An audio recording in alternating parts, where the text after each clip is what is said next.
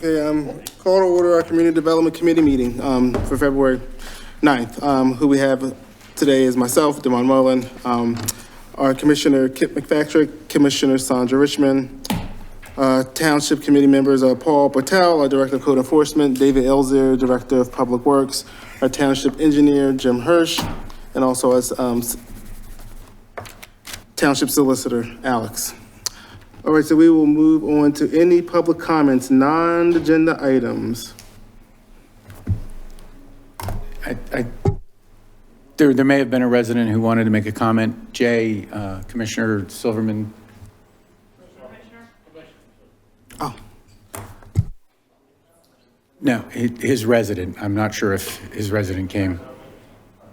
Commissioner, there might have been a resident from your ward who wanted to make a comment tonight about an alleyway. Okay. Is that person here, do you know? Jonathan?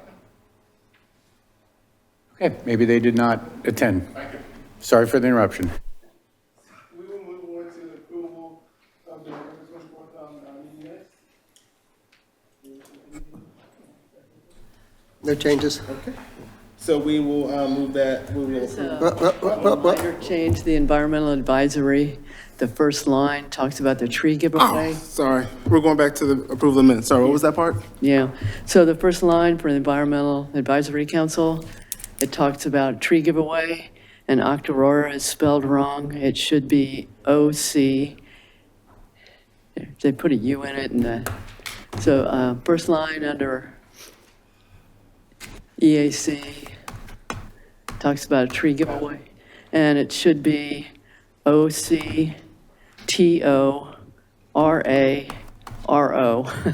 Thank you. Got it. So other than that one change, no other changes needed? Okay, so we'll move on, approve that. So we'll move on to land development. We'll start with 601 Davisville Road, Fred Beans.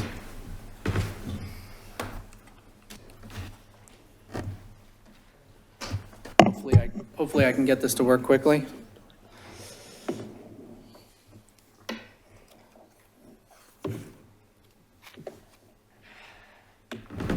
Hopes if it's actually plugged in.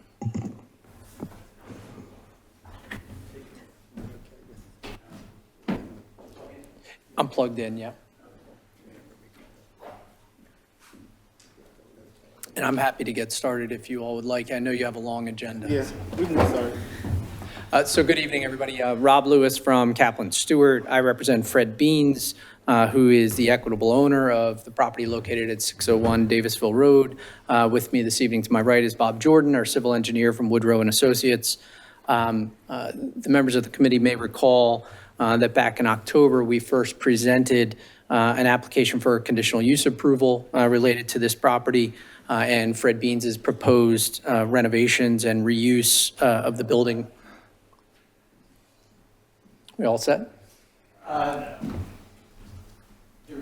some reason, it's not connecting into your system. Uh-oh. My apologies. It's okay. No, that's fine. I think I can get through this even without the display. So we first started this public process in October, and that was for a conditional use approval. The property is located in the commercial core zoning district, and the auto repair portion of Fred Beans' proposed use required conditional use approval. We had a hearing on that conditional use in November, and then the Board of Commissioners voted to approve that conditional use in December. Just as a refresher, particularly since we don't have the plan up on the screen, 601 Davisville Road is a little bit more than 6 acres, and the property is already improved, obviously, with about an 82,000 square foot commercial or industrial building that has been principally occupied by Premier Office Solutions, who is the owner, and Y2K9's dog sports facility. As we indicated during that entire conditional use process, Fred Beans is purchasing the entirety of the property and intends to occupy a little over 52,000 square feet of that building. The Y2K9 dog sports training facility will remain in their space. Fred will be taking the remainder of the space for a combination of back of house office an auto parts warehouse facility to serve his existing dealerships, and then the auto repair facility. The vast majority of what Fred is doing is simply renovation and reoccupancy of the existing building. There will be some minor improvements, cosmetic improvements to the building, reestablishing the loading facilities on that building. But generally speaking, it's just a repurpose of the existing improvements on site, no changes to access or anything of that nature. The only real physical improvement that Fred is making is the addition of about 10,000 square feet of impervious surface to the rear of the property, and that's for additional parking and storage of vehicles. We discussed it, I think, at length during that conditional use process. Because of that 10,000 square feet of additional impervious, we actually have to do a little bit of grading into the slope behind the building and put in a retaining wall. Our plans will provide for stormwater management for any new impervious surface, and we are proposing some upgrades to landscaping just in recognition of the fact that we do obviously have residential neighbors to the rear.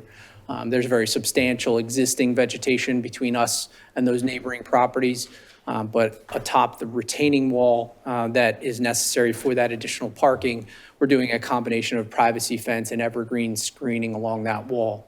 We're also doing some minor improvements along the streetscape. It's very desolate out on that streetscape because it is such a slope. If you've driven up Davisville and seen the slope leading up to this property, not a lot will take there. But we met on site with the township engineer and Mr. Pertel and determined that there was adequate room to put in, I think it's 2 or 3 street trees, and we will do a nicer ground cover as opposed to just having grass on that slope now. So we received a review letter from Mr. Hirsch in early January. All of the comments from his review letter will comply. We have no issues with complying with anything he has had to say. We're happy to work with him. And before you is our request for a waiver of land development. Okay, just so we're all aware, you're just asking, you're asking for the waiver request for land development. It still means they have to do everything by code, everything that's in our books. And that's what Paul is doing. That's what Jim does. So the only step here, they don't have to record it with the county.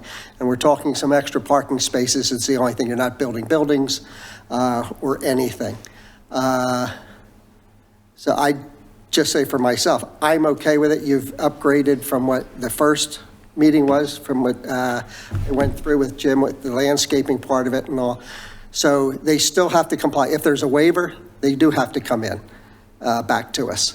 But they still have to do everything. It's just a matter of they're skipping the step of having to file certain things with the county. Am I correct? Correct. It is. Okay. It's of such a minor nature that to repeat the public process seems overkill. And so instead, what we've requested is essentially be able to continue to work with Jim and Paul to make sure that the plans comply and we meet their satisfaction and just be able to expedite that process.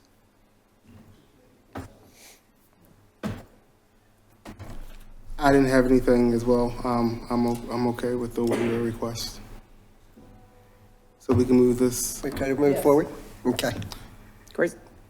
And so we'll move this on to the March, the full Board of For Commissioners. full approval for March, correct? Appreciate it. Thank you very much. Thank you.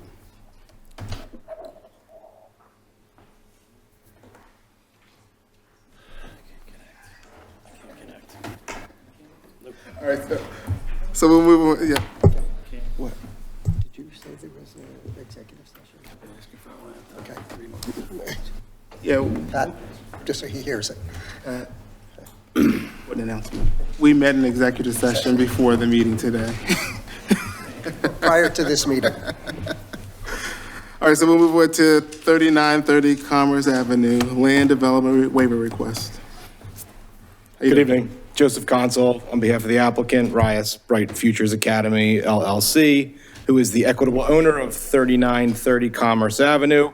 With me is Donald Haas from Borgia Engineering. This is an application for a 2.35 acre property in the business center zoning district, currently improved with an existing 10,000 square foot office building and a full movement driveway on Commerce Avenue. There's no building expansion proposed, no new driveway proposed, no increase in building square footage proposed. The application is for the interior conversion of an existing office building to that of a daycare use. My clients are here on that to speak on that if anyone should want them to. We're seeking a full land development waiver on the installation of approximately 4,852 square feet of pervious playground surface. Addition to that, we're also contemplating the relocation of ADA parking, installation of fencing, and some minor site improvements.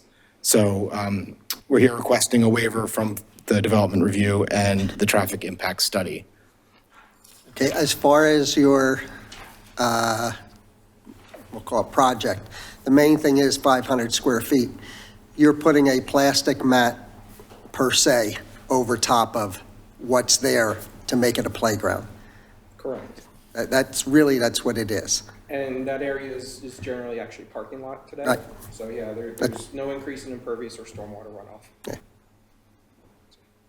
Okay, that's all I wanted. Okay. I thought that's what it was. I know exactly what you're doing, so nothing's changing except for the surface. Correct. No comments, I'm fine with it. No comments here either. Is this an appropriate venue to bring up the traffic impact fee? This is where you bring it up. All right, great. Well, well, I don't know. That's good. You only mentioned the development review. So regarding the traffic impact study, I'll call Donald to qualify himself and then speak to his response to Paul's letter of February 3rd. So please state your name and. Donald Hawes. I'm a licensed landscape architect with Boja Engineering. Boja Engineering is primarily focused on traffic engineering, and I've worked with Greg Boja, president of that, for 23 years now. I've been qualified in other townships and municipalities in PA regarding traffic, specifically with PennDOT and interchanges. So for this project, we looked at the ITE manual to generate what the anticipated trips are, knowing that there's going to be approximately 142 students maximum will be allowed at this facility. We came up with the numbers, and those were reviewed by Bowman, your traffic engineer. They seemed to be in agreement with the way we presented the data. They asked for some additional data on the existing use, which was a call center. There's no call center in the ITE manual, so we went with an office use and made that comparison. So the difference that it generates then for your Act 209 fees is the PM peak hour. They wanted to look at the difference there, and it shows what feels like a large number of additional trips. What needs to be understood is that a daycare center is usually patronized by people close to their home or close to their work. You're not going out of your way to someplace new for a daycare. You want something that's convenient for that case. So what happens then is the trips that are coming to the daycare center are diversion trips. They're not new trips. They're just coming from work, stopping at the daycare to pick their kid up in the afternoon and heading home, or they're coming home from work, stop at the daycare, and then they go immediately to their residence, which is already in the township. So we're asking for a waiver of the Act 209 fees, as we feel this is not an additional load on the township roadway and the road system, but just regular trips that are already occurring. We just have a little extra diversion as they go to the daycare center. Okay, that one I disagree with. That one, I don't think, we're talking about that driveway and that piece of the roadway there. Just because they live in the township and they're going from there and they're stopping by there to go to work somewhere else, that's still a newly generated trip to that location, which is getting extensively changed, that whole street. Am I correct that that's Just because they live in the township, they're coming here to work, we don't know where they're working. I would generally opine that that's true, but I mean, has Bowman had an opportunity to look at this? I would defer to their opinion. Yeah. Bowman did review it, and I'm just pulling it up Yeah. now. They only made a note about the Act 209, they didn't. I think that part of the request was additional data to look at the difference in the PM peak trips. And you provided the additional data to Bowman at this Yes, we point? did. We didn't get additional comments back from Bowman as of Friday. We responded on the 4th, the letter came the 3rd. It's fine. I mean, I would wait until Bowman has a chance to analyze and assess in a formal review. And let's put this, is that the only other thing we have here? That's the only thing. The traffic impact study and the fee. Okay. We could, and this is up to the other people in the committee, we could move it forward if you and Bowman come up with the number between the two of you before the March whatever meeting. Yeah, and then if it's not done by then and Bowman doesn't agree or whatever, we don't have anything, then we're not going to vote on it. We'll table it then. Yeah, fair.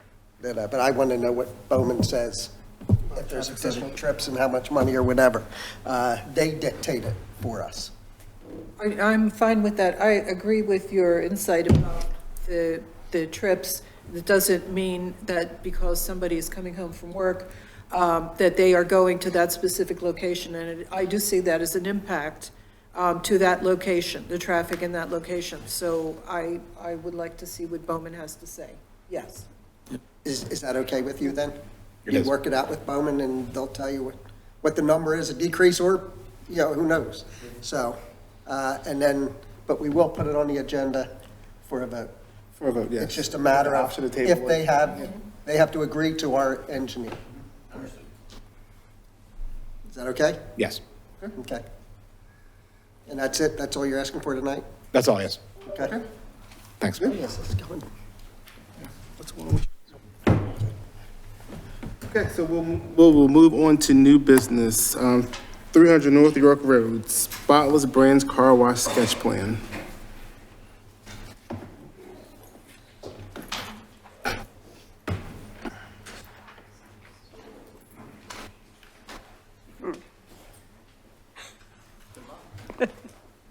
Trying to plug this PowerPoint in, so excuse me. for a moment.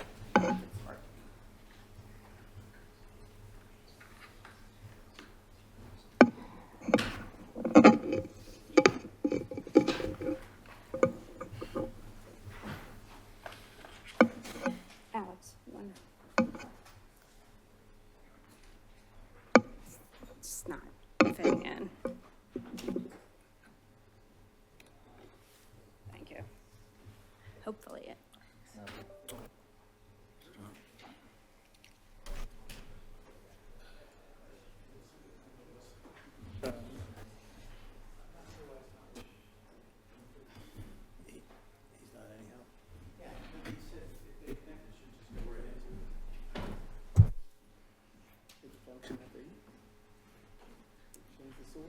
Alex, do you want a handout? We have handouts as well, so I know that you have other matters on your agenda, so I'll get started. And we do have the PowerPoint handout. You have a Dell? Is that a Dell? I'm sorry? What kind of computer is that? Is it a Dell, HP? Laptop? Yeah. Mine is HP. Hit the function F8 and see if that actually makes it connect. The function F8 key, hit the FN at the bottom left-hand side, and then hit F8 at the top together. Let's see if that works. Thank you. Probably not. It should. Yeah. We can just get started. We'll look through the presentation. Sorry about that. That's fine. These are all that we already have in here? Correct. Okay. Is there anybody in the public area that has an interest in this that would like to see this? Because I can hand it around. I have this. No? One more copy. Okay. If nobody wants to copy it, we're good. It is coming up in our control room, but for some reason, it's not going to our screen, so he's working on that. Oh, there we why we go. brought that. There we go. There we go. Nice job, control room. Thank you very much. Wonderful. Good evening, Julie Von Spreckleson from the law firm of Eastburn and Gray here tonight on behalf of Spotless Brands Car Wash. First, I want to thank the CDC for allowing us this opportunity to present our sketch plan for the project, which involves the revitalization and reuse of the property located at 300 North York Road. The property itself, to familiarize you with it, is basically it's 3 parcels that combined form an entire city block. And it has 4 frontages: Easton Road to the east, York Road to the west, to the north is Cedar Avenue, and to the south is Center Avenue. So it's an entire block. It's about a little bit over 2 acres, 2.3 acres. And you probably know this site is the former Office Max site. Most recently, it was Savers Thrift Store. The building there is 22,500 square feet in area, and what is proposed is a state-of-the-art car wash, environmentally friendly, and it will be a revitalization and reuse of this building. So the plan is to actually reuse the building itself and make interior renovations for the car wash site. And before I get too far into this description, I want to turn it over to Ray Gargano. He is here this evening. He's the Vice President of Development and Construction with Spotless Brands, and I just want him to give a 2-minute overview of Spotless Brands and to let you know where else they're developing locally. Ray? Thank you. Ray Gargano. We are, Spotless Brands is a national chain. We have right now 225 locations open. We, in this area, down through Maryland, Delaware, and Northern Virginia, our name is Flagship.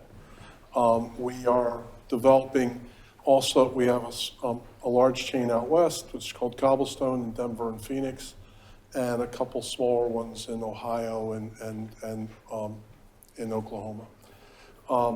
In this area, we are very strong, the #1 car wash brand in the DMV and in Northern Virginia, and we are moving up kind of the 95 corridor. In this area right now, we have a significant amount of work under construction. We just opened a site in Trooper.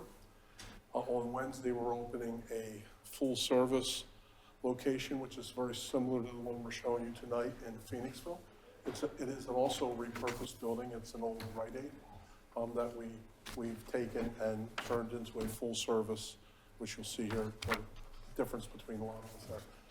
And as in this area specifically, as you move up 611, we have several locations that we're developing as you move up north, and we have just purchased the Pete's car wash brand to also extend into the area. So we're making a real commitment into this area. And as we go on, obviously we can talk more. This is showing 210, we're actually at 220. And this location will hire an awful lot. It will probably have somewhere in the 50 employee range. And, in working shifts, 35 to 50. And I think what else on from the flagship side, our intent is to become a staple in this area and be a good community member. Any questions? Well, I think as we go through, there will be some questions on how we operate the site. Did you want to show some of the existing building and what would be proposed, and give a little bit more of the actual car wash experience that is offered? Right. So what you're seeing here is we'll clean up the site. I believe we're adding, and the engineers will get into that, probably adding some impervious. The way this will work is there'll be an entrance. We have a site plan. It might be the easiest way to walk through, then we can go to the elevations. There you go. What'll happen, you'll see that our stacking area goes along the bottom here. We're not going to make major differences to the site. You're gonna, oh, good. Oops, where's that? There it is. Oh, we're gonna come in here and go in, and this area here is our wash tunnel. So as you go through the wash tunnel, that's what you're used to seeing. In most of these sites that have a wash tunnel, you get it clean. Then you come out, you have a choice. This is very, again, similar to what you see up and down the roads here. These are free vacuums that are going to be sitting in this, generally in the same area as the parking that sits there now. Or you have a choice that you will loop around through here, back into the building, and these are 12-foot wide, 12-foot wide, 100-foot long moving belts that you'll pull your car into. You'll get out, there's a waiting area here. As they go up this belt, you're getting a full service. You vacuum inside, cleaning your windows, cleaning outside, making sure that it's totally dry and all those sort of things. Some of the neat things that we're doing here is we recycle our water. A lot of people do it. As time goes on, you see sites that are a little bit older, they recycle some water. We're recycling more and more as the process goes through. All the water, everything that goes on inside this building from a water standpoint stays, everything's tilted so it stays inside. There's no chemicals, nothing getting out into the storm system. And it is recycled into the wet. There's, I'm not exactly sure where they are, but there's underground tanks that do separation of the grit and the grime, and then it goes through an inside recycle system that uses a couple different methods to drop the rest of the particles out. It's used mostly on the bottom end of underneath and the bottom of the car. The employee parking is here, a little bit down here, because this will have some employees. And and what you saw in an earlier shot, we don't have we have a set prototype what our brand new roundup stores look like. This one's different. So we're going to, a lot of times when something like this, like the one that we just did in Phoenixville, which was a Rite Aid, we want to work with the town and the committees and find out, what are you looking for? What do you want it to look like? We do, like I said, we have a prototype, but we are flexible. If you go to our Trooper site that just opened, you'll see we're working on that. That's a totally different look. But again, we work with the community and work with the town. So that's the general look. Again, everything's staying inside of the existing area that it sits on now. I think we have a traffic engineer here to talk a little bit about traffic with you. And an engineer to talk about some others. I can answer any other questions as we go through, or if you have any questions now. I would say put the whole thing on and then we'll come up with questions. Okay. And so Can you Ray, increase the size of that map that you had earlier? Excuse me? Can you increase the size? I mean, I have it on my screen too, but Can you make that a little bigger? wait, She just wanted to see the site plan. yeah. I don't know if I'm gonna be able to do this. Go to the hourglass at the bottom. Keep right there. There you trying go. to- Yep. There you go. A little more. In the wrong business. This is where you come in here. We have a lot of stacking here. This will never, this site, our busiest sites we have down south, we keep the traffic going through real well. We'll stack maybe 20 sites. We'll never get off site here, so that's a good thing. There's a lot of car washes you go to, when things get bad, they start getting out in the street. This will never happen because we're just too far away from any type of street. This is the wash tunnel. All back there is offices and equipment rooms where we have equipment for all of this. And then in this area here, you loop around. And these two little sections have a dotted line. That's when you pull your car on. It's not moving. You get out of the car. That moves, pulls it onto a longer moving belt. And that's where the two crews, they have a grid system above with everything hanging down. They clean the cars. It's not a detail, but it's a full circle. where is the entrance for and exit for cars? Can you point that out, The please? entrance is on the side right here. So that's on Easton Road. You mean From the street street entry. Street end. Street. Oh, street entrance. is You're using the here on Cedar, the existing entrance, which is. And existing entrance on York. We're not moving. That, We're not moving. that's an entrance? I thought that was, is that new? Excuse me? Is that an existing entrance? On This is York? an entrance here, it's existing, and this is an entrance here. Nothing's changes as far as entrances. No. So the cars will enter and exit from the same place, from the same two areas? Yes, no change. We have found, we are working on a lot of, we do a lot of existing buildings. We walk in, because we're seeing, when we're especially doing this type of design, and it allows us to walk into a town and do exactly this, is take something that's closed down and shut and kind of revitalize it. And, but we also find when we start messing around with entrances and exits, it creates havoc. So this is, seems that it's worked, and we'll keep it where it's, where the entrances exist. And we do have some examples of sites that have been revitalized and reused. And this is one of them, if you want to discuss. This is what we're looking at for here. It'll, This is the existing building, but we do have other ones that Yeah. show the, some of the ones we just done. I'll get to those. Here we go. Yeah, that's fine with New Jersey. We took an existing closed Rite Aid and this is the exit of the wash tunnel, 3 vacuums, and this is the exit for the full serve belts. And then we have another example. So the vacuums are free? Vacuums are free. Is there like a gate to prevent people from? We manage it with the team that's there.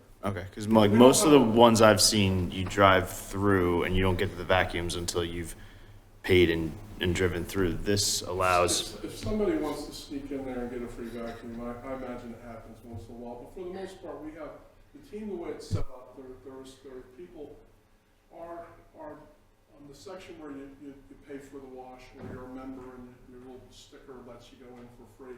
There's always somebody manned there, so that's one area. Then we have somebody at the opening of the wet tunnel to line you up and get you in like most washes do. Then we have crews in the dry areas to do the cleaning, but then we have another 1 or 2 people that manage the site. They're taking care of the trash, making sure that things are going. The interesting thing is, when you look at something like this is not the old style vacuums. These are not individual vacuums that make a ton of noise. They are worked out of a central vacuum system. So it's one big motor that we either put inside or I think we're showing on this one here. That'll be an enclosure, so all the sound goes up and doesn't affect anything else. With this type of setup, with the vacuums the way we do them now, with the way we do the blowers and we manage and point the tunnel exits, we have no trouble meeting just about any sound code that's out there. We have options. If we're up somewhere where it doesn't matter, we don't do as much, but as we hit areas that have residential, we have multiple steps we take to keep the sound well below, keep it below the required codes. The other thing is we're only open 8 to 8. So we don't ever run into, a lot of towns have like at 9 o'clock, they drop the sound code down because even if you're not close, you don't want to have cars going and things like that. We're an 8 to 8, a lot of times in the winter we'll close even a little. But 8 to 8 is our regular hours. Did I hear you correctly in asserting that there would be no stacking of cars in the streets to get in and out? Our very busy sites that we have down in the Virginia that do this service, we've done tests. Actually, our traffic engineers went down there and they tested and counted and did on 4 sites, did we do? 4 sites. And on a Saturday afternoon, when we have the busiest time that these washes are, the most we've stacked on the busiest ones is 20 cars. If you take a look at this, if you take a look at this, you've got 21 right there, and you have all this stacking going into the tunnel, and you have all this overflow back here. This site will never overflow. Now, we have sites that sometimes something will happen, something will break down and do it. We have a ton of people here. That's when if something were to break down, we wave people by. I mean, it's part of their operating procedure. We don't let people come in if there's an issue. And once in a while there's an issue. If there's an issue, we have We have steps to take so you don't get too many cars and people aren't trying to figure out how to get done. We make sure we get the site clear, get whatever's broken fixed, and then open it back up. No, this will never have cars on the road. It's just, this would be outside of what we've seen and what we do. I don't know how you can say never. Well, I'll tell you how one way we do it. For us to get this backed up, this moves cars through too fast. It would have to stop because of the amount of cars. This tunnel will do, if we crank it up, can do something like 140, 150 cars an hour if we wanted it to. And what I'm saying is the amount of volume we project for this type of site, it's just, we know, we have a group of people that analyze these things and look at where it is. And what I'm saying is if you take a look at our busy sites, this will probably be, we would hope this has the same volume as our busy sites. But it's still, even if it hits those high numbers, the stacking is going to max out around 20 cars on the road. 20 cars inside right here, which is not the road. That's inside. For us to get, if 20 is our maximum on the sites that we studied, we need to be somewhere around 50 to get out on the road here. It's just, you just wouldn't see that happen. And our traffic engineer can talk to that, but it just doesn't. We have sites that will go to 20 here, and then the road will be right there. Something slows down, something goes wrong, you risk it. I'm just saying, at this location, there's just no place for it. We just have way too many stacking for the cars. That's all. From our experience, and from our very busy sites. We have sites down in that area that do a lot of cars, and I don't think we're not projecting this one to do some of those types of numbers. It might, but it's still it would have to be more traffic than our busiest stores we have. It's just what we tested. And went down at the traffic engineer study. So that's all. Anything else for that? I don't know what else I could do. Just a comment, for clarification, the vehicles we're looking at there where you keep saying stacking, that's on the property. York Road is below that on the picture, am I correct? York Road is here. Does York Road, Yeah. It's Center. one way. Yeah. It's a one way, yeah. So those vehicles that are on your plan right now are actually on property, they're not on the road? they're all on our property. Thank you. Everything's maintained on our property. Well, what are you looking for from this committee? Just presenting the presentation? What are you looking for? We were making a presentation. We wanted to talk a little bit about the zoning, and I can turn to the zoning map here, get back to that. So this property, it's not working. This property is in the commercial core zoning district, and it's where the star is. You can see the star on there. And that commercial core is an interesting district because it doesn't allow a B8 car wash use, but what it does allow is an auto service use. And an auto service use can have a car wash. So a car wash is technically permitted here, it just has to be with an auto service use. So they could come in here by right with an auto service use and also have a car wash. So that's what's interesting about the commercial core. The property to the north, and you can see this property is surrounded by other districts. The property to the north on Cedar, the light pink color, and also then to the east, that's zone CMU, the commercial mixed use district, that allows car washes by right. The zoning below, directly below this, abutting below to the south, the reddish color, that is zone TC1. That allows car washes by right. So every property surrounding this property allows this use by right, and this property itself allows a car wash if it's in conjunction with an auto service use. So I think it makes sense, And it certainly makes sense at this property because this property is a larger property. It's over 2 acres. You can see that there is so much room for stacking on here. You're not going to have cars, as Ray described, out onto the street.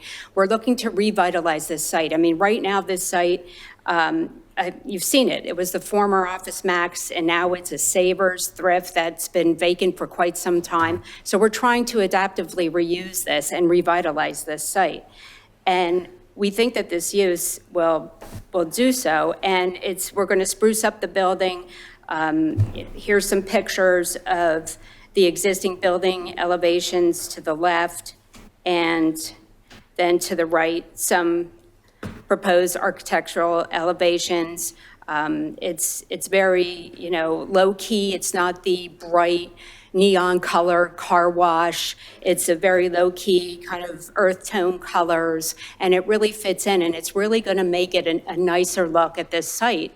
And the use works here. It works here.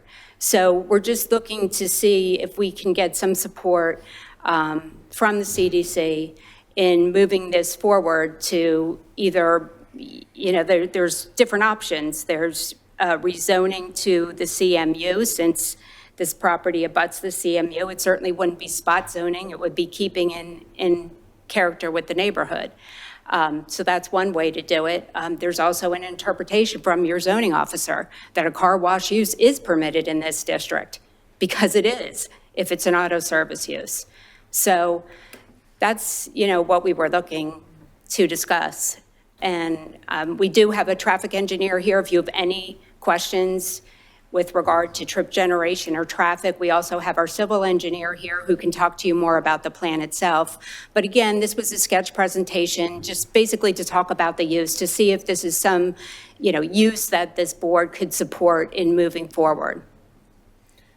Alex, I have a question for you. Can you comment on the potential for this to be a spot zoning case? I mean, anything can be interpreted and argued as spot zoning, right? I mean, the key is to make sure that if you're changing the use for a property, is that you're looking globalistically at the rest of the district to make sure that the uses are compatible. So, I mean, I can't give you a direct answer at this point as to say like, oh, this is spot zoning, right? If you were to change through a text amendment your map just specifically for this property and not consider any other properties within this district, then arguably, yes, you have spot zoned, if that makes sense. Well, I would just say that this property abuts CMU zoning to the north and to the east, and there's 3 parcels here. So it would be 3 parcels, a whole block being rezoned to CMU. And again, it abuts CMU to the north and to the east. Spot zoning would be if you were going to rezone this residential. There's no residential around here. But this property directly abuts the CMU. It also abuts the TC1, all of which allow car wash uses.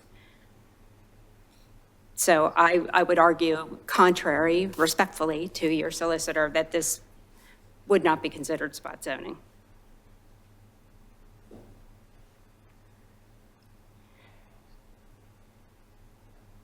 Any other questions?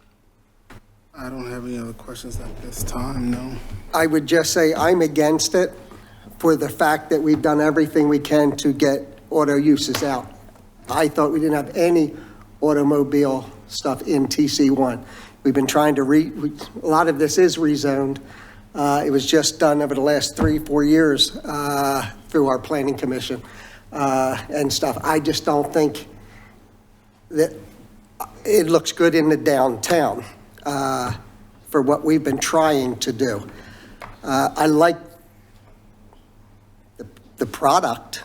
I love the product. I just don't like the location. And we've tried to zone anything out of the downtown except for downtown. This isn't a project that I consider revitalizing our downtown, what we have been trying to do. That's the only reason I'd be against the zoning and for it. But that's strictly me. There's 6 more commissioners. So I think even our other commissioners in the room, just give them an idea the way how you feel. Well, I have a concern, hold the same concerns. This particular property where it's situated, the zoning was a deliberate decision, as is all of the zoning decisions.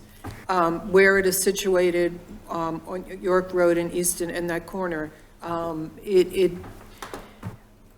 would be a very high impact on the neighborhood, and while I want that property to be revitalized, that would be a very heavy impact on the neighborhood and not in the way we're the zoning intended for it to be. And I mean, I understand those comments, but I mean, as it sits now, it's an empty vacant building and retail has taken a huge hit. So this is a use that is going to look nice. The building will look nicer and it's a good fit for the site. And Spotless is a great community member as well. And they get involved with their communities. They hire locally. It would be a real benefit for the township, a real win. Do we have any other commissioner comments?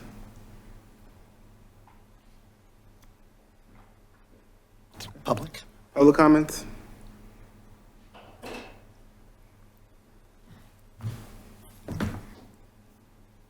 Okay, so just You had- table- you- No, all they're doing is asking, Presenting- they just gave us a plan. We can't, any individual can say yes or no, that they want to know if they should proceed. That's their whole point here. Should they proceed to spend money on this, or is the board against this? That's why I said each commissioner should say something, whether yes, proceed or not. I would technically need to see the traffic pattern, because I drive on Cedar Avenue to go to Giant all the time. It's not the best traffic there. So you can have your traffic study, but until you experience it, and adding this additional information there, the cars, the car wash, I can see that having a negative impact on all that traffic in that area. I think from a standpoint of what this would be, if it could be reopened as retail, 20-some thousand square feet of retail, I think our traffic, and quite honestly, is, one thing about a car wash is it paces things. It brings things out at a certain pace. So sometimes, I would say a lot of times our impact is less. And again, we have a traffic engineer here that could comment on that. And we look at a site like this and we see a lot of opportunity, and we do feel like we are a benefit to the town. So I understand your comments. I get all that. It's just that we would like, if you could see some of the things we're doing in other places and the way we engage with the community, I think we do go in that direction. And the fact is that all the use can go here, right? Just not us. I mean, not car wash. If it's with an auto service. If it's with all the Yes. So it'll be a different type of auto. I mean, if Aldo does decide to go into this space, they can do all the service. So we're thinking our auto, even though we're an auto-centric use, a little less impact on that. But it's our thoughts. Any other questions? Any other questions, comments? Okay. Okay. All right. Thank you. Thank you for your time. Yeah. We'll move on to 35 North York Road proposed redevelopment.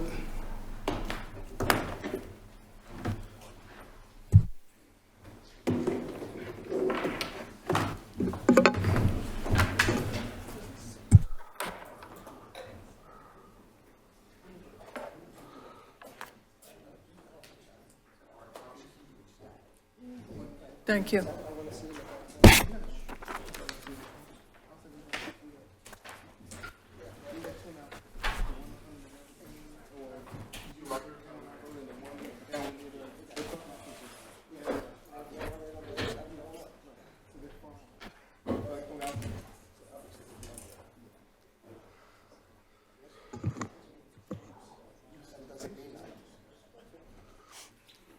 Good evening, Commissioners. My name is Stephen Klein with Regan Klein Cross Architects. I'm here with the property owner, Gil Barzeski of Elkins Park LLC, who owns the property at 35 North York Road. We're going to go through a quick presentation. We're here for a sketch plan review with the Board of Commissioners, try to get some feedback and some direction onto our next steps for this project. So in front of you is a presentation about 6 sheets. The first sheet shows an aerial, and you'll see a blue line which connects our property, which is designated with the blue arrow on the bottom right-hand corner. The property is located at the corner of Church Street and North York Road. That line between the train station and our property is just over 900 feet. And you see the apartment buildings that were built prominently across the street from the train station. Gives you some orientation. Our next plan, or our next drawing, is an aerial of just the site, and you're seeing Old York Road to the left along here, and Church Street along here. Our property is this kind of L-shaped, I'll call it, property. It currently houses a 2-story building, which was previously occupied by a dentist office. Currently not yet. By a dentist office, and there's a parking lot in the back. We were approached by our client to look at this and come up with a mixed-use project, which is what we have in front of you today. The project this gives you a blow-up of the zoning map. The red circle is our property. That property is on TC2. And surrounding the property, you'll see more of the gray area as you go further south on North York Road. Just to the top of our property in the residential street is R4, and then across the street, Church Street, is TC1, which they were just talking about. So we've come up with a layout that incorporates some retail space and apartments. This is a 3-story building that we would be proposing. Just to give you a little bit of orientation, you have Church Street to your left and North York Road to your bottom. The property does slope, does have a grade change from the York Road going back towards Church Street. That grade change is about 6 feet, 7 feet. Grade change from North York Road going back off of Church Street. In the front of the building would be a retail space that would be right on the street. Then you can't really see this in here, but you can certainly see it on the drawings I printed out. This would be an area designated for amenity space and ancillary spaces that would be for the apartments, such as utility room, package room, fitness center, leasing office, and so those type of things that are ancillary to the apartment building. We show the capacity of 13 parking spaces in the parking lot. And you'll see in the next few slides that the building footprint is basically a rectangle which runs all the way through here, down this way, and up like that. This part of the parking lot over here is going to be out open air. So once you get underneath the building and past the building, you'll be out in open air parking. The next plans, and I'll zoom in here. Whoop.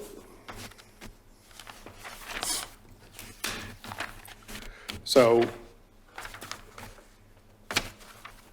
both floors consist of the same setup. There's a mixture of 2-bedroom units and small and medium-sized 1-bedroom units.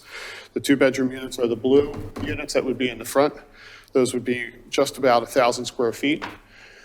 The green units that are shown here are 1-bedroom units. Those would be in the 650 to 700 square foot range. And then the junior 1-bedrooms, which would be on the left-hand side in the reddish or orange color as it sees on this screen, would be just around 600 square feet, which would give us a quantity of 8 units per floor, and there would be 2 floors of that setup. We did our parking counts based on as if we were within the distance to the train station, where we would only need one parking spot per unit. That would be one of the variance requests that we would be looking for, or an in lieu variance request just for the additional parking that the normal parking count would require. But in this count, on the sheets that you're seeing before you, we've anticipated that parking count, and we also used the shared parking analysis in your zoning code for the timing of the different uses. And as it currently shows, you can see here that the most capacity for parking would be on Monday through Friday, 6 p.m. to midnight, and that would be 21 spaces required. We're showing 13 spaces in our parking lot, and we would be looking for, we have a deficiency of 8 spaces. I have a question. Shoot. How many of those spaces would be designated for handicap parking and not available to the general populace? I'm sorry, say that again? How many of those parking spaces are designated for handicapped and therefore not available to everyone? We show 2 spaces. So, but the handicap spaces are considered part of the overall parking count in your zoning code. They're not excluded as part of separate parking. And on that map, can you count the 13? Because I'm having trouble counting the 13. You have 10 along here. Okay. And then you have 3 parallel parking spaces up here. So is that 15? There's actually more than that. There's 1, 2, 3, 4, 5, 6, 7, 8, 9. So the 13 doesn't count the ADA spaces. It does not, but they would be counted. We would be showing a total of 15. Yeah, I understand. Thanks for the clarification, because I was trying to connect Sorry. the dots. Thank you. Question, what kind of retail would you envision in that space there? Not sure yet. I can bring up Mr. Barzeski so he can speak to that. He's the actual property owner. Yeah, sure. And we Good have- evening, my name is Gil Barzeski. I'm actually the owner of ERA Holding. That's the owner of the company, not Elkins Park. Just correction. And I own also, I'm partner also of the computer store right next door. Okay. And part of what we're thinking is to move the computer store because we need less retail. It's 5,000 square foot building. We need less retail. We're gonna move the computer business to the right side, and then we'll decide what we do with the next door building.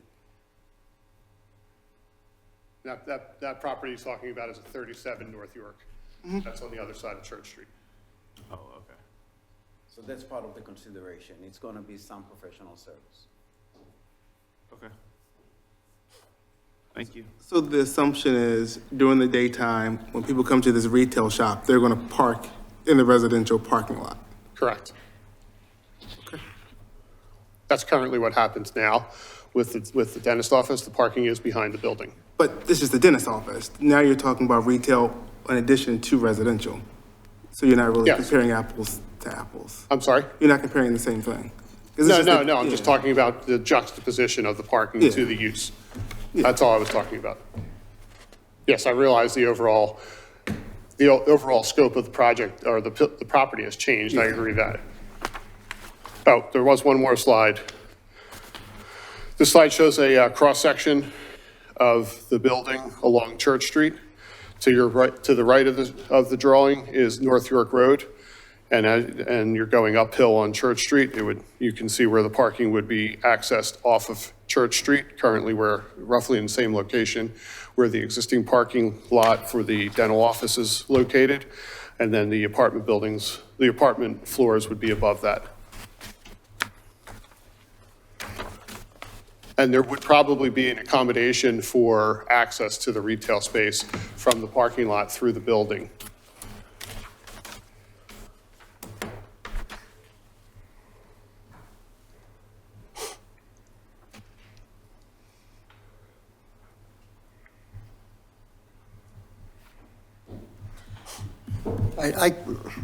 I'll just speak for mine. I would be against this. Parking's a premium. Church Street, there's parking on one side of the road, which is just about impossible coming down the hill. I used to live there. I know this area extremely well. the street behind it, parking on one side of the street. I think the streets are 24 feet wide. Hard to get down with a trash truck if somebody's parked there. And I can tell you now, all the new apartment complexes, anything that we have built, we have gone one parking spot per bedroom, or bed, let's say, for each one. So on here, we're looking at least 20. Then you have, there's Saturdays, which everybody could be home. Now you have a retail that could be open. And then on top of that, on this property, there is just about zero where you could put any snow in a snowstorm like this. So all these people, there'd be several people here that would be on the street parking, which now there isn't hardly any parking out on the street because of this ice. That alone, I have never been on a board where we've granted less than one per bed. Correct, Paul? We have never given less than at least one spot per bedroom. That's correct. Yeah. There was a provision, but that's changed. Right. But isn't there? I think it's 1.5 now. I'm sorry. It's 1.5 usually at everywhere we've got, and that's not enough. All the apartments we've done is 1.5 parking spaces, and they are full and overflowing. I can name 2 of them right off the bat. There's only one place that does not overflow at that percentage. So I just don't like the parking per number of units, including retail on top of it. I get the sharing. Saturdays you don't share. If they're open. Sundays you don't share. I see it all the time. I've been on here for 30 years now on these boards. Well, And it hasn't worked. I understand that, but also based on your own shared parking chart, I mean, the most intense parking based on that shared would be the Monday through Friday, 6 p.m. to midnight. Now, it doesn't, the times that are on Saturday and Sunday are a few spaces below that. So. One could argue that a lot of people work from home now. So if you're working from home, you're not leaving the house. Well, no, I understand that. However, I'm just going off of what the calculation that was allotted to us. Yeah. I'm sorry? Because you own it now, you could sell it. That could, yeah, if they put any medical at all, you'd never be able to. I don't care if it's a one-person doctor's office. It just won't work with the parking. Okay. So I guess my question would be if we could achieve the amount of parking, whether it be through a shared parking agreement of a property that's within the distance based on your zoning code, which I think was within 800 feet. You wouldn't be here. You'd be okay. Well, we would still be looking for relief from you because we would want the consideration that the property there's de minimis change between the 800 feet to the train station as opposed to the 900 feet to the train station, because that gets us into the realm of the 18 parking spaces that are required for the apartments. Whereas if we were outside of that 800 square feet, or excuse me, that 800 feet, we would need more parking. So if we were able to achieve the shared parking aspect with, I know Mr. Barzeski has been in conversations with the church. He's also been contemplating tearing down the back portion of his property at 37 North and potentially making parking spaces there that would be used for this property. So if we're able to achieve that parking within the stipulation of what I just talked about, is that something that could be supported? If you come in with a new plan that I can look at and see it, then I'd give you that answer. Okay. And I feel the same way. The parking is inadequate. There's no place to put snow. I don't see this being workable for a tenant trying to live their life. I agree. Parking needs to be resolved. Okay. If you can rearrange things or whatever, and bring something back that way. Okay. But I kind of have to visualize and see it, because I know what the property is now, what it's been used for the last 50 years. Parking's just brutal. I get it. Yeah, I'm not discounting that. It was always a contemplation of not our understanding was we weren't necessarily, even if we were going to the zoning hearing board, we wouldn't be going to the zoning hearing board and asking for 8 parking spaces deficient. We would be trying to reduce that somehow through what I just talked about regardless. We're trying to just understand is if we were able to get that shared parking and achieve some closer to this number, much closer to this number, are we still within the realm of being able to consider that 800-foot distance as opposed to the 900-foot? I'd be willing to entertain it. Like I said, I'd have to see something. Okay. That's all. Okay? All right. Any questions from the public? Any questions from the public, from the commissioners? Okay, thank you. All right, thank you. We'll move on to the last part of the new business, authorization to advertise bids for 2026 milling and 2026 highway materials.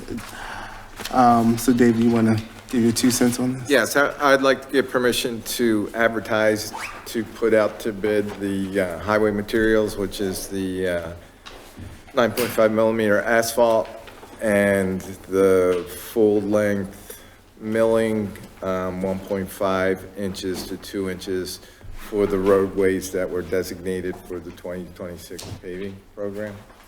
I'd like to put them, start advertising at the end of this month. Okay. And put it, and they can pick up the bid documents in March. Okay. I'm in favor of moving that to the full board. Good, okay. All right, there's no old business, so we'll get to the monthly reports. Let's go to the Code Enforcement Department report. Yes, thank you, Mr. Chairman. I have nothing to add to any of the reports. I'd be happy to answer any questions that the board may have on the monthly reports. Do have a few other things to report. On this past Friday, the Code Enforcement Office launched our online portal for permit submission, contractor's license submission, use permits, amusement devices, the renewals. We spent the past year working on that. The board did authorize funds for that. I appreciate it. But that went out on Friday. So everybody should have received that. So don't have any applications to date. But I'm sure we'll start to get some. So that's all I got. Have you advertised that it's available? Yes, yep. We sure did. Put an email blast out.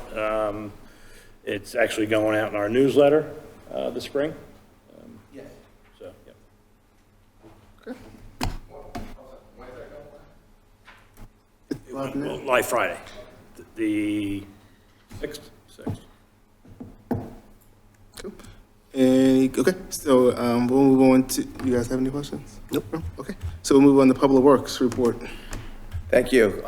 In the packet, I believe you have my November, December, and January reports.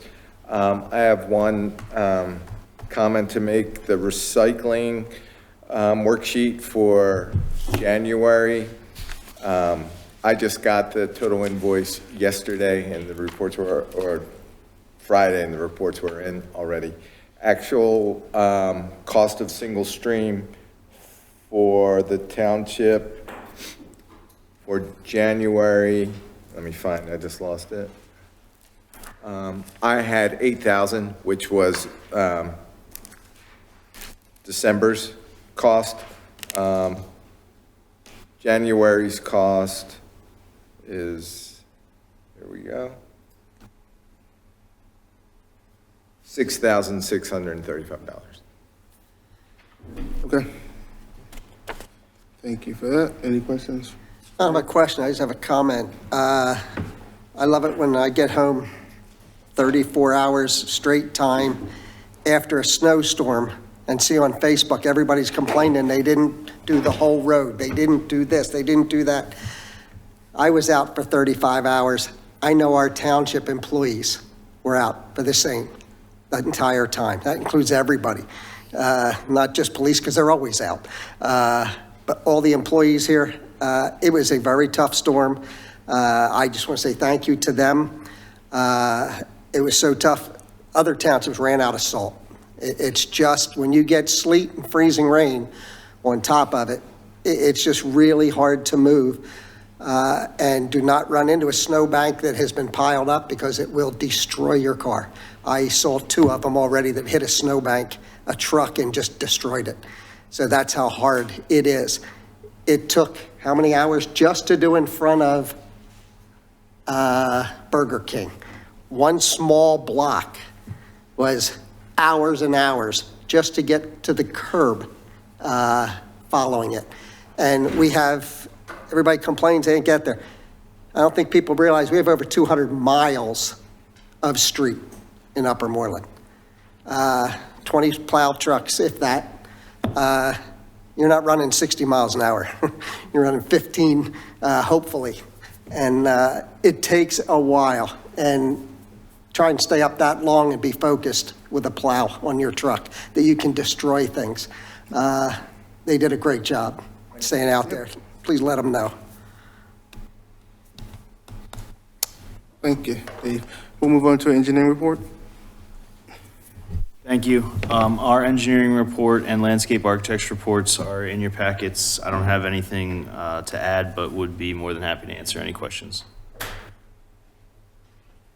I don't have anything. Sandra, you have anything? No. Okay, traffic, EAC.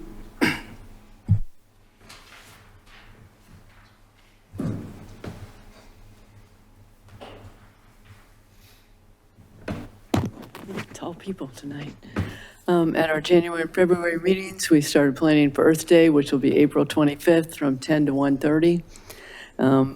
We also talked about the fact that the annual Bird Town report was completed on time, a day ahead, and hopefully we'll maintain our gold status based on the points we should.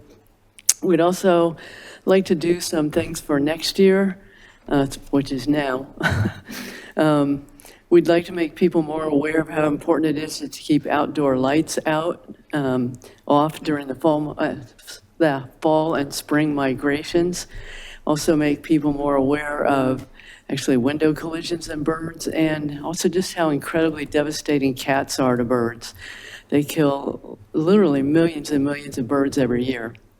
So we'd like to educate people about keeping their cats indoors, which makes the cats safer too. The annual Great Backyard Bird Count is from February 13th to 16th this year. The event is sponsored by the National Audubon Society, the Cornell Lab of Ornithology, and actually also Birds Canada. Birds Unlimited is actually a founding supporter of the event. It's free to participate. I'm actually giving a couple of talks at the library tomorrow on how one can participate and why it's important to do so, and we'll illustrate some things. And also wondering in general about maybe doing some Zoom presentations to the public about things about maybe meadows, native plants, how to keep birds safe, so on and so forth. Wonder if there's some way to maybe do that. Obviously, you can just do a Zoom presentation, but wondered how we could do it through the township and, okay.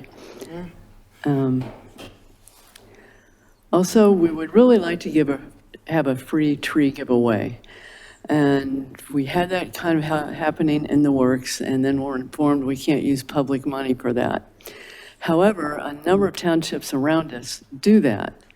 So we're wondering how we can do that. What makes those other townships different from us? They'd have to be donated. What was asked of me from our Parks Director was if we can use the funds for the fee in lieu of to use to purchase trees to give to our residents, and the answer was no. Those funds are supposed to be used for park improvements in the area where the improvement was made, but they didn't have the proper amenities, so those fees are used for that public purpose. They're not for sales to individual residents to plant trees on their own property. If the board wishes to allocate some funding for that, that certainly would be up to the board's discretion.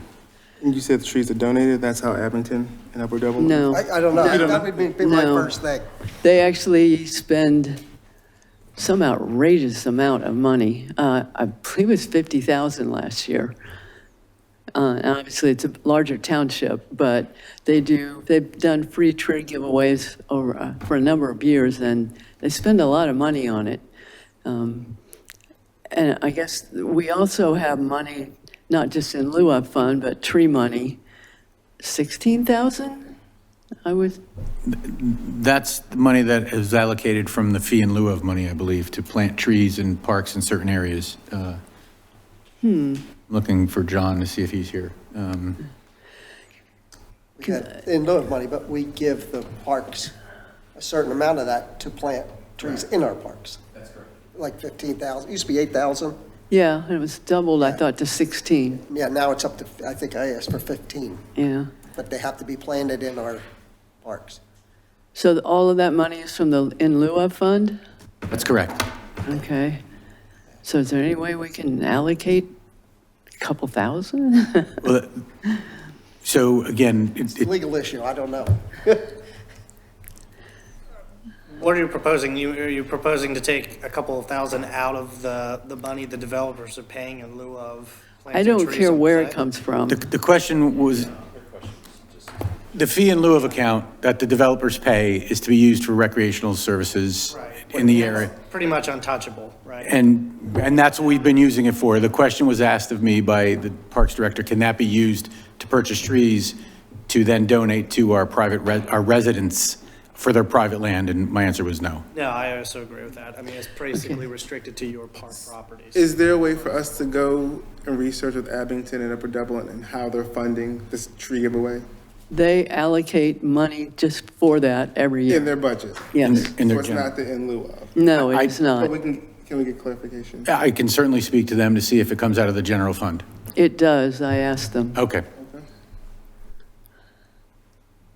Paul will have to get, Kyle will have to get back to us on it. Okay. Also, remember that meadow ordinance? It's scheduled to be on the March agenda item. March? Yes. Okay, that's good, thank you. And so we'd like to remove invasive plants from Veterans Park twice this year.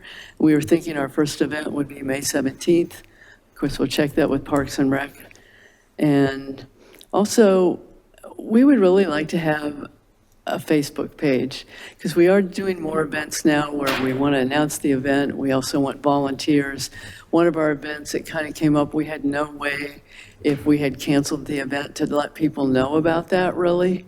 And I know that, almost all townships have Facebook pages for things like their EAC.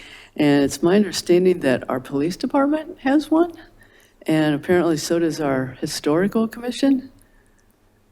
And the fire department? The Historical Commission maintains their own page. The Police Department maintains their page. Can we do that? We'd be more than happy to maintain our own page. Is that, do they need our permission for that? If I'm just asking, you do that? It's more an administrative function, to be honest. I mean, I guess you could kick it to finance and admin for a decision, but it seems like you're just establishing a page underneath. Underneath your normal committee. It's free. It's free. We're responsible for the information. Anything that is on that page is a township communication, so, I mean, it's subject to the Sunshine Act and everything else, so, I mean, you have to be Do you have cautious of someone what on you your put out. committee who can create the Facebook page? Oh, sure, several. one of the issues that we had in the past was if people comment on Facebook pages. So right now, there's no, on our township site, there's no comments allowed on our Facebook page because we don't have someone that can monitor those comments to ensure proper content. I'm not sure, Chief does not allow comments on their page. That's the policy that the Board of Commissioners has developed years ago. And I would think if there's any content that's being put on a Facebook page, the EAC would have to follow our guidelines as well, where comments are not permitted. It's just No informational only. Yeah, no problem. So is that a yes? Don't you have to oversee all that, Yeah, but that committee just ended. right? Anything that goes out. I mean, didn't we appoint you on that? No, the police put out information that doesn't always necessarily go through my office.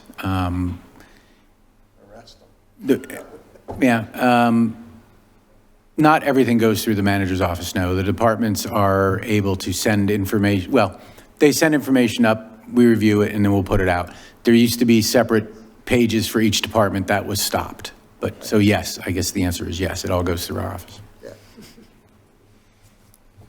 I mean, that's their only liability. The Historical Commission, Liability is any other subcommittee or subgroup of your township. Historical Commission information does not go through the manager's office. They, if they have their own page, I know they have a page on our website. I don't know if they have a separate Facebook page or not. I'm unaware. If all the other departments can figure it out, I don't see why this would be an issue. Would you want us to send it through you, or, I mean, we can certainly not allow comments, that's fine with me. Yeah, I think it would always be helpful to forward to my office first. Okay. And that's it. Any questions? No. All right. And Historical Commission. All right. Anyone from the Historical Commission? No? Okay. That is it for CDC. Next committee will be the Public Health and Safety Committee.